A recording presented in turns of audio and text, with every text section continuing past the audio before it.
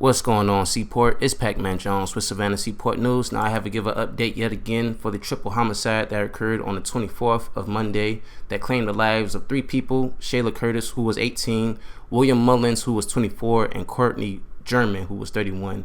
That their bodies were found inside the home on East 31st Street on the 1100 block near Waters Avenue at 1:15 a.m. that Monday morning.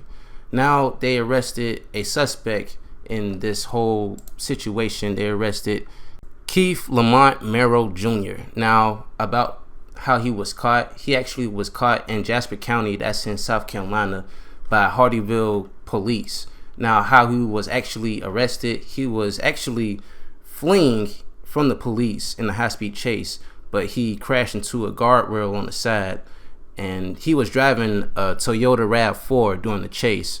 And when they caught up to him and arrested him, they found a .40 caliber handgun in his vehicle.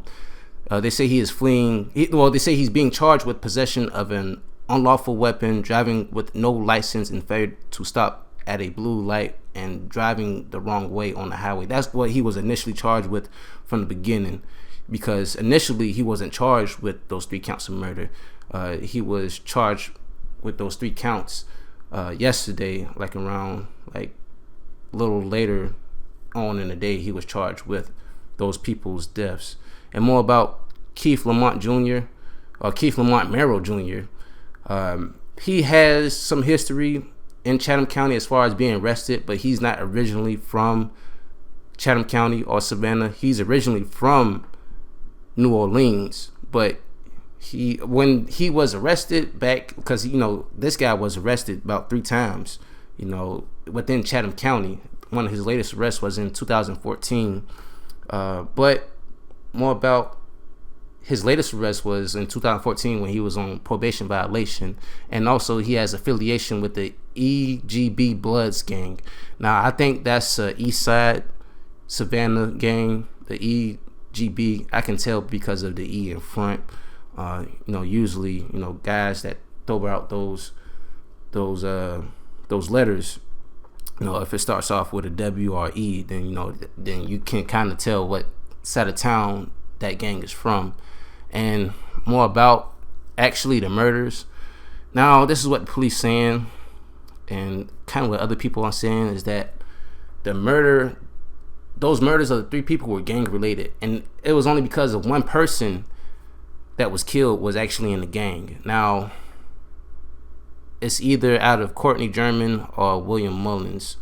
A lot of people online, not me, but a lot of people online has been saying that Courtney German, the 31-year-old, was in the gang. But I hate to really speculate on that, because how I do, I always find out the information whether if they dead or not. But unfortunately in this case, I couldn't find out who was in the gang.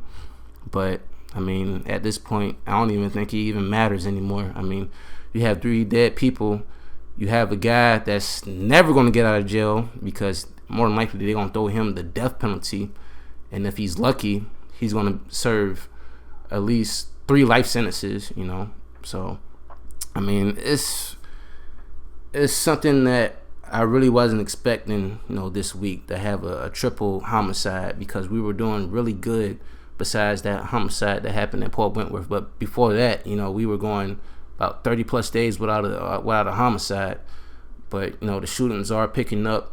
Of course, warmer weather means that more people are going to be out and about, interacting. So like I said before in my last video, it's going to be a hot summer. We ain't even start yet.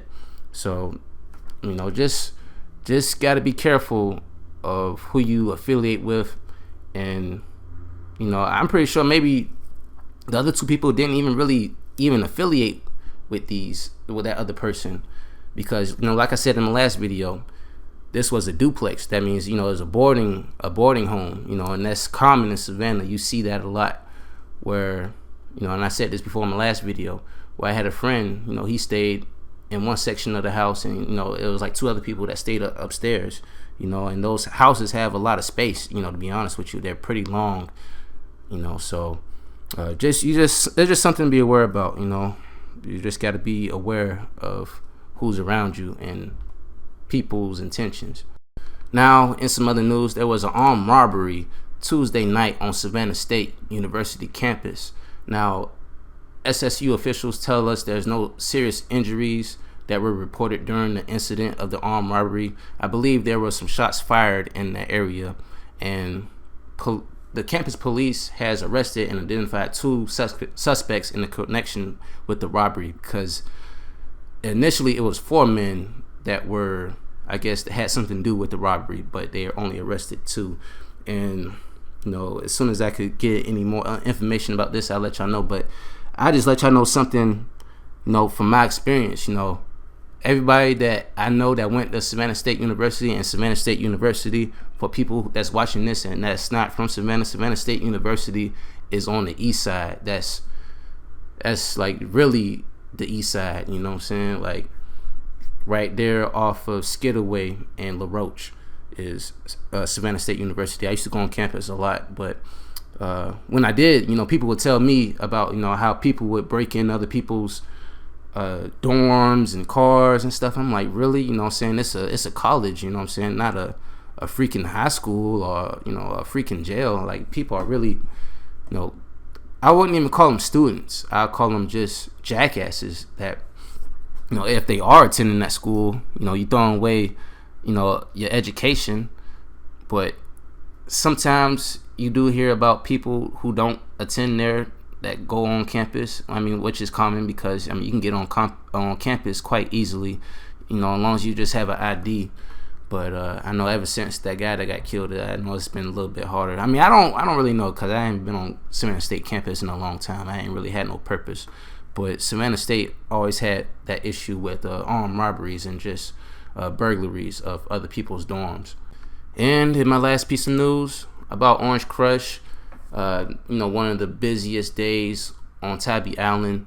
Well, I have some data for that Orange Crush event where they arrested little more than 30 people and issued about 180 citations.